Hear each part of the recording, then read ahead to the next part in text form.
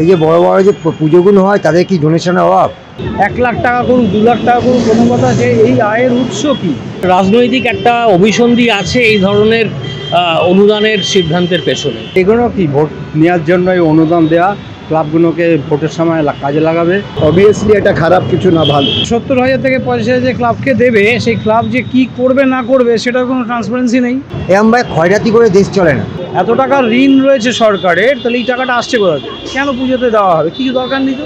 না নতুন করে কোনো শিল্প, না বন্ধ জিনিসটাকে উনি খুলে দেখিয়েছে। যারা ডিএ পাচ্ছে না সেই সব সরকারি কর্মচারীরা বলতেই পারে যে তাহলে আমাদের ক্ষেত্রে টাকা কেন থাকছে না। পুজো কমিটিগুলোর জন্য চাঁদা 1 লাখে 15,000 টাকা বাড়িয়েছেন মুখ্যমন্ত্রী মমতা বন্দ্যোপাধ্যায়। পুজোর এই অনুদান বাড়া নিয়ে সাধারণ মানুষ কি বলছে আজ শুনে নেব তাদের থেকে। আমার তো কোনোদিনই এটা পছন্দ নয়, কারণ আমার কথা হচ্ছে যে 70,000 থেকে 50,000 যে ক্লাবকে দেবে, সেই ক্লাব যে কি করবে না করবে সেটার কোনো ট্রান্সপারেন্সি নেই, 1 নম্বর। দ্বিতীয় কথা হচ্ছে যে ওইভাবে না করে অনেক অন্যভাবে করা যায়, তো এটা আমার কাছে মানে একদমই অযৌক্তিক। অনুদান বাড়িয়ে লাভ নেই, সামাজিক কাজে লাগায়। জিনিসের দাম বাড়ছে, এই বাড়ছে ওই বাড়ছে, আর পিজিতে ডাক্তাররা থাকে, ওষুধ পায় না, নিচেতে শুয়ে থাকে, বাইরে, এই ফালতু পয়সাটা ওই কাজে লাগায়, এটাই আমার বক্তব্য। মুখ্যমন্ত্রী তো ক্ষয়রাতি করে করেই তো দিন কেটে গেল। লক্ষ্মী ভাণ্ডার বলো, এ বলো, সেই বলো, ঠিক আছে। যাদের অ্যাকচুয়ালি প্রয়োজন তারা তো কেউ পায়নি। যারা চাকরি করে তারাও লক্ষ্মী ভাণ্ডার পাচ্ছে 500 টাকা করে, সেটা কোনো ফ্যাক্টর নয়। এই যে বড় বড় যে পুজোগুলো হয় তাদের কি ডোনেশনের অভাব? তাদের এই 85,000 টাকা তাদের না দিয়ে গরিব দুঃখীদের তো চাল ডাল আটা কিংবা আলুর দাম কমাতে পারত তো। এইগুলো করে মানুষকে ভুল বোঝানো, এইগুলো মাথায় আর ঢোকাতেই চাই না আমি। প্রত্যেক বছরই তো এরকমভাবে ডোনেট করছে, কিন্তু আমার মতে যদি ক্লাবগুলোকে না দিয়ে সেই টাকাগুলোকে যদি অন্য কোনো সোশ্যাল ওয়েলফেয়ারে ইউজ করা যেত, মানে কোনো সোশ্যাল অর্গানাইজেশানকে এই পুজোতে, বিভিন্ন অনাথ আশ্রম, বিভিন্ন বৃদ্ধাশ্রম, যারা বিভিন্নভাবে সাহায্য পায় না, ওদেরকে যদি এই এক্সট্রা টাকাটা যদি দিয়ে দিত, আমার মনে হয় সেগুলো ভালো হতো। ওনার ইচ্ছে বাড়াবেন, কিন্তু ওটা অন্যদিকে লাগানোই ভালো হতো আমার মনে হয়। অন্যদিকে মানে কি বলতে চাই? ধরুন ইনফ্রাস্ট্রাকচার, খেলাধুলো, নানান রকম ব্যাপার, খেলাধুলো বিশেষ করে। তো ক্লাবে এই যে পুজোতে তো দেখতেই পাই কী হয়, সারা শহরটা অচল হয়ে যায়। মানে আর 150 গজ দূরে দূরে একটা করে পুজো, আর ছোটোবেলায় তো এত পুজো দেখিনি। আমি তো মোটামুটি কলকাতার বাইরে চলে যাই, কারণ এত ভয়ঙ্কর অবস্থা হয় যে কেউ যদি হসপিটালাইজ হয়ে যায় সে পৌঁছতেই পারবে না। প্রাক্তন মন্ত্রী জেলে, স্বাস্থ্য নিয়ে একটা যা হলো, তারপরেও 29 টিএমসি, বিজেপি মাত্র 12।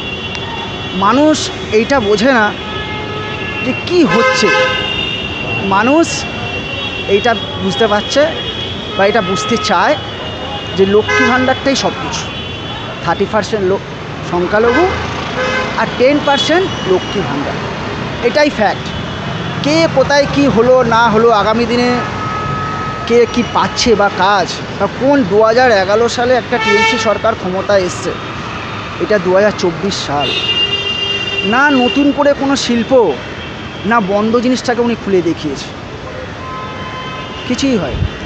মানুষ এত কিছু জেনে, এত কিছু বুঝেও তা সে একই জায়গায় ভোটটা দিচ্ছে, আর কিছু বলার নেই। পশ্চিমবাংলা মানুষের কথা আর কিছু বলার নেই। মনে হয় যে 85,000 টাকাটা মিস ইউজ হওয়ার হাই চান্স, এবং এটার কোনো মানেই হয় না।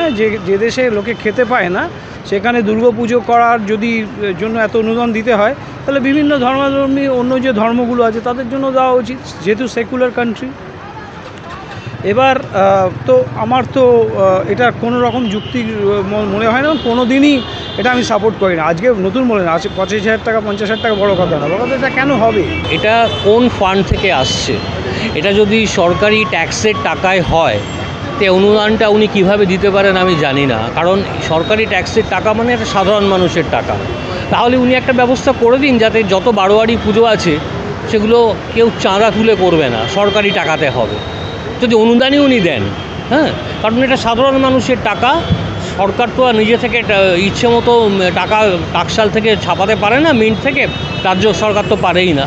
তো সেক্ষেত্রে এই টাকাটা আসছে ট্যাক্সের টাকা। ট্যাক্সের টাকা মানে সরকারের, জনগণের টাকা। তো জনগণের হার্ড আর্ন মানি থেকে যে ট্যাক্সটা আসছে, তিনি এইভাবে ক্লাবের পুজোকে দিতে পারেন না। In no way. এখন যা অ্যামাউন্ট দিচ্ছে তার থেকে একটু বেশি, তো অবভিয়াসলি এটা খারাপ কিছু না, ভালো, বেশি হওয়াটা ভালো, খারাপ না। ইন্টেনশনটা আমার মনে হয় না ক্লিয়ার। 1 লাখ টাকা করুক 2 লাখ টাকা করুক, প্রথম কথা যে এই আয়ের উৎস কী এটা তো বলতে হবে, টাকাটা কোথা থেকে আসছে। এমনি বলছে যে ঋণে জর্জরিত, উন্নয়ন হচ্ছে না মানে বেকারত্ব বেড়ে যাচ্ছে, চাকরি বাকরি নেই, সেসব দিকে না চিন্তা করে 1 লাখ টাকা 2 লাখ টাকার উৎসটা কী, এটাই হচ্ছে সবচেয়ে ভয়ঙ্কর ব্যাপার। এবং এই সরকারের যেটা দেখা গেছে যে এতই দুর্নীতি, এতই বিভিন্ন ওদের বড় বড় নেতাদের এগেনস্টে দেখা যাচ্ছে, তাহলে আমার তো মনে হচ্ছে যে এই টাকার উৎস হচ্ছে অন্য কোনো ব্যাড সোর্স, এটা মানি মার্কেট হতে পারে, সেটাকে আমার মনে হয় কালো টাকাটাকে হোয়াইট করার জন্য এসব করছে। 1 লাখ কেন 2 লাখ 3 লাখ 4 লাখ দিতে পারে, তো যুক্তি নেই তো ঠিক, তাই না? বলতে হবে যে কী করে পাচ্ছে, তাহলে বলছে কেন ঋণে জর্জরিত, এত টাকার ঋণ রয়েছে সরকারের, তাহলে এই টাকাটা আসছে কোথা থেকে, কেন পুজোতে দেওয়া হবে, কিছু দরকার নেই তো, পুজো এমনিই হবে, আগেও এমনি হতো, হঠাৎ করে এই টাকাটা দেওয়ার কোনো আমার মনে হয় না কোনো যুক্তি আছে। উনি যতদিন থাকবে দেখা গেলে 5 লক্ষ টাকাও হয়ে যেতে পারে, ঠিক আছে? এরমভাবে খয়রাতি করে দেশ চলে না, দেশ চলতে গেলে একটা গঠনমূলক করতে হয়। এখানে বলি না, এখানে ওখানে সব জায়গায় একই রকম, দিল্লি যেমনি এখানেও তাই, সব জায়গায় একই রকম। এটা অবভিয়াসলি একটা ভোট, একটা ক্লাবগুলোকে ধরে রাখার একটা ব্যাপার থেকে থাকে, এর থেকে বড় কিছু আমি বলতে চাই। এই অনুদান না দিয়ে গতকালই পেপারে দেখলাম কোনো স্কুলের ছাদ ভেঙে, ফ্যান থেকে ছাদ ভেঙে ফ্যান পড়ে 4টে মেয়ে হসপিটালে আছে। এই অনুদানগুলো তো স্কুলে খরচা করতে পারলে ভালো। সমস্ত স্কুলের ভাঙা চোরা, জল নেই, বাথরুম নেই, এই নেই, এই অনুদানটা এখানে না দিয়ে স্বাস্থ্যক্ষেত্রে স্কুলে আমার মনে হয় খরচ করা উচিত। এটা রাজনৈতিক সিদ্ধান্ত বা রাজনৈতিক একটা অভিসন্ধি আছে এই ধরনের অনুদানের সিদ্ধান্তের পেছনে। কিন্তু এমন তো হতে পারে যারা ডিএ পাচ্ছে না সেই সব সরকারি কর্মচারীরা বলতেই পারে যে তাহলে আমাদের ক্ষেত্রে টাকা কেন থাকছে না। হ্যাঁ, তখন উনি কী উত্তর দেবেন আমার জানা নেই, কিন্তু আমি নিশ্চিত যে ভবিষ্যতে এরকম অনেক প্রশ্নের উত্তর ওনাকে দিতে হবে এবং অনেক প্রশ্ন জমা হচ্ছে যেগুলো একদিন না একদিন উত্তর ওনাকে দিতেই হবে। উনি নিরঙ্কুশ, ওনার কোনো কম্পিটিটরই নেই, তো এইভাবে যদি উনি বিভিন্ন জায়গায় টাকা দিতে পারেন, যেমন লক্ষ্মী ভাণ্ডার, যেমন আরও অনেক কিছু, তাহলে কী হবে, তাহলে অন্য কোনো বাকি যে অপোজিশন পার্টি তাদের পায়ে কোনো জায়গা, মানে তাদের পায়ের তো কোনো মাটিই নেই।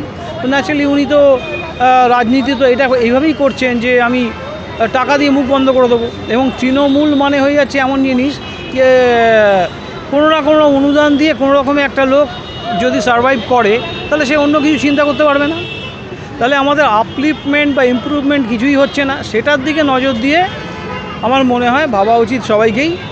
আমার মনে হয় এটা কোনো রাইট ওয়ে, এটা হতে পারে না। এটা কোনো দেশের মানে অর্থনীতিকে উন্নয়ন করার জন্য, মানে অর্থনীতি আরও চাঙ্গা করার জন্য this is not the process. উনি তো অমর্ত্য সেনের ভক্ত, তো অমর্ত্য সেনকে জিজ্ঞেস করুন এটা কি ঠিক হচ্ছে কি। অনুদান মানেই তো হচ্ছে ভোট ব্যাংক, অনুদান মানেই ভোট ব্যাংক। এখানে তো পুরোপুরি আপনি জানেন একটা পার্টিকুলার রাজনৈতিক দল রাজত্ব করছে, তারা যা বলবে তাই হবে। এখানে আমাদের মতো পাবলিক যারা, তাদের কোনো আর ভয়েস নেই, কোনো ভয়েস নেই। ভালো কোন দিক থেকে ভালো?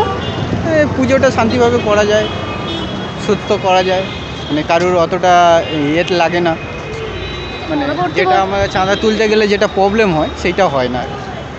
এটা অনেকে এরকম মনে হতে পারে যে অনুদানটা বাড়ানো হচ্ছে এই জন্যেই ইলেকশনের সময় এই ক্লাবগুলো বা ক্লাবের এই তথাকথিত বাচ্চা ছেলেগুলো কোনো নির্দিষ্ট রাজনৈতিক দলের হয়ে কাজ করবে। তাই এটা খুব একটা কাম্য নয়, খুব একটা সুস্থ চিন্তা বলে আমার মনে হয় না। এখন ক্লাবগুলো যে টাকা পাচ্ছে, সেই ক্লাবগুলো তো ভালোভাবে পুজো করবে, টাকা ফান্ডে এলো, তা তো একটা ক্লাবের সাপোর্ট তো সরকার পায়ে যাবেই, ঠিক আছে?